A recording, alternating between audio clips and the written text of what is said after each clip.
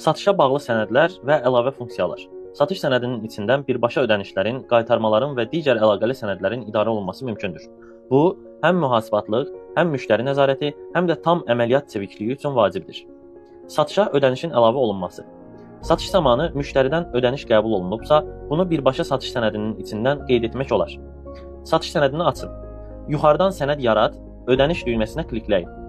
Açılan formda hesab seçilir, məbləğ daxil edilir, yadda saxla kliklənir.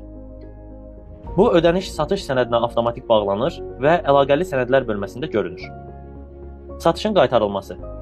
Əgər satışdan sonra məhsul qaytarılırsa, eyni sənəd yarad menyusundan qaytarılma seçilir. Açılan formda qaytarılan məhsullar və miqdarlar qeyd olunur. Yadda saxla kliklənir. Qaytarma sənədi satışa bağlı sənəd kimi qeydə alınır və əlaqəli sənədlər bölməsində əks olunur. Əlaqəli sənədlər bölməsi. Bütün ödənişlər, qaytarmalar, sifariş sənədləri bu bölmədə toplanır. İstifadəçi bu bölmədən sürətli keçid edərək müvafiq sənədi aça və redaktə edə bilər. Hər şey bir satışın içində izlənə bilər. Bu, idarə etməni və nəzarəti asanlaşdırır.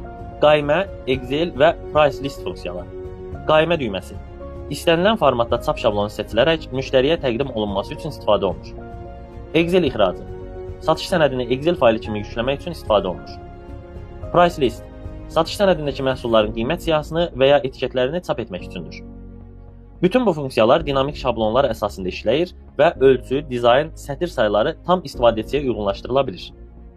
Yekun faydalar. Satış sənədindən birbaşa ödəniş və qaytarma idarəsi, bütün əlaqəli sənədlərin bir yerdə vizual izlənməsi, çap, Excel və etiket funksiyaları ilə tam təchiz olunmuş satış modulu, hesabatlarda dəqiq mənfəət və borc göstəriciləri.